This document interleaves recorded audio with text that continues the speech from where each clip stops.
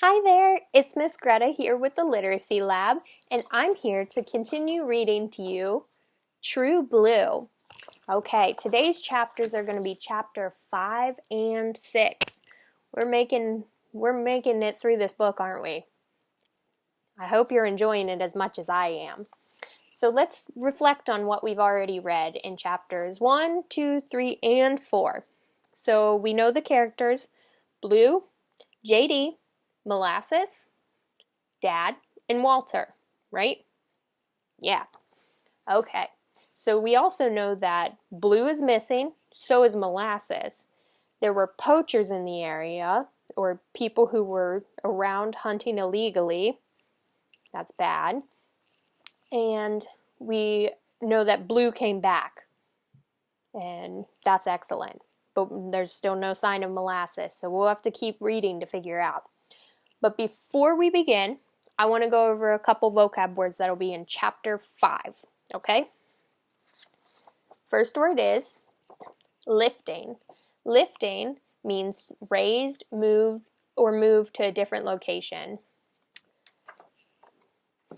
The way they use it in this book is to describe the fog. It's lifted up, meaning it starts to disappear. So that's another way to say disappeared. And then the other word, because lifting can mean picking something up and raising it or moving it to a different spot, or it means to disappear, like fog does. And then the next word is hunter's moon. Now, a hunter's moon is the name of the moon of the full moon after the harvest moon. And the harvest moon is the autumn equinox, is at the autumn equinox, which is September 21st, 22nd-ish. That's that full moon. So the harvest moon is a full moon at the autumn equinox or the fall equinox, and the hunter's moon is the next full moon after that one. Okay? It's just kind of a way to describe different full moons. Different ones have different names. Okay, so let's read chapter 5. Chapter 5. I whistled a few times. Blue came back. He stood away from me and barked. I couldn't get him to follow, no matter how I tried. He just ran off again. If only I had a rope with me, but I had never put a leash on Blue before. He always obeyed. So I decided to see what he was up to. It was starting to get dark, but at least the fog was lifting. The fog was disappearing, wasn't it? Blue was fast, and it was hard for me to follow him, but it seemed whenever I lost track of him, he always came back to get me. A big white hunter's moon slid high along the treetops. The fog was nearly gone by now, but it was getting chilly. I buttoned up my jacket.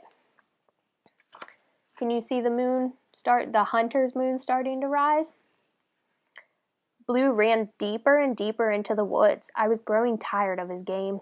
I was hungry too, and I bet Mom and Dad were worrying about me. Shoot, I said aloud. Why didn't I leave a note? I was really mad now. Come back here, you stupid dog, I yelled. Or I'm going to let you stay here all night. JD's pretty upset with Blue, isn't she? I couldn't hear or see him. I whistled again, but this time Blue didn't come back. Okay, before we start chapter 6, let's kind of go over that chapter, because that was pretty quick. So JD's really angry with Blue, but it almost seems like Blue wants JD to follow him, doesn't it? I think so too. I wonder why Blue keeps running off, but then he'll come back to get JD. So let's keep reading to figure that out. But before we start chapter 6, let's go over a couple quick vocab words for chapter 6, okay? First one is underbrush.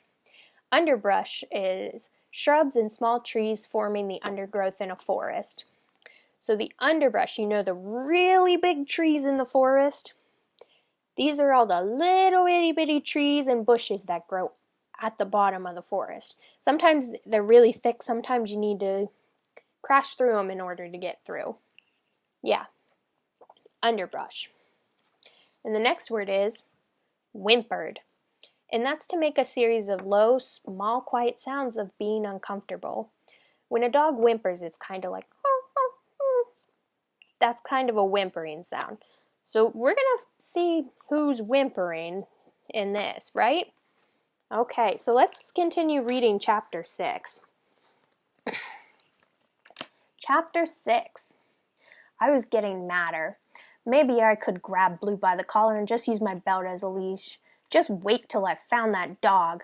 It didn't take long. I walked through some thick underbrush, and there I saw him. Blue was lying next to what looked like a small pile of dirt. "No more games now, Blue," I said, inching up on him. But then I stopped. Blue was whining. Why do you think Blue's whining? The pile of dirt suddenly heaved slightly. At first I thought my eyes were playing tricks. Then I saw the pile of dirt was a dog. "Molasses!" I cried. I dropped to my knees. I bent over the still body. Molasses was near dead from bleeding. A bullet was in his back leg. His coat was full of blood. The poachers had shot him. Blue must have been lying next to him all night and day to keep him warm. Oh no! We're going to have to keep reading to find out if Molasses is going to be okay. Yeah.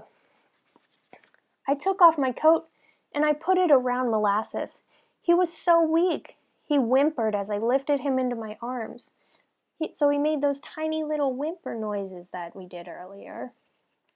Molasses is a small dog. Even so, he was heavy. I could barely carry him. I walked carefully, trying not to fall or cry, but I didn't know if I could get Molasses home in time. His breathing was so slow. He seemed to grow heavier with each step I took. Blue did not leave my side now. He walked close by, watching my every move. "I can't carry him anymore," I sobbed and sat on the ground. The limp body of Molasses lay on my lap. I cried for what seemed like a long time. There wasn't any time to run home and get Dad. By then, old Molasses would be dead. So I just sobbed and rocked poor Molasses in my arms. Okay, we're going to stop there. That was a pretty sad chapter, wasn't it? Yeah, but you know what? Let's go over a couple things, okay? So first, I think that was pretty great that Blue stayed so loyal to not only to Molasses, but to JD. So Blue kept going back for JD, but he kept running away, so that way JD would go with him to bring JD to Molasses. That's pretty excellent, isn't it? That's a pretty loyal dog. Yeah, do you think you would do something for one of your family members or friends, something like that? And JD had that funny feeling that something was kind of wrong. So she kept following Blue, and she kept feeling she needed to go find Blue, and luckily she did, because Molasses is really, really hurt, isn't he? Yeah. Okay. I just want to make a note, too, that sometimes when we read books, they can make you really sad. And that's okay, because that means you can connect with the characters. And I know that this was a really sad story so far, but we should probably keep reading to the next chapter to see what happens with Molasses, okay? Maybe JD found him in time. Maybe Blue's loyalty to Molasses was able to save Molasses in the end. We're going to have to keep reading that last chapter to find out. So stay with me, okay? And it's okay that you felt something or you feel a little sad from this chapter. That's good. That means you have empathy and you can understand what the characters are going through, okay? Okay, I hope you have a wonderful day, and I will see you for the next and final chapter of this book. Bye!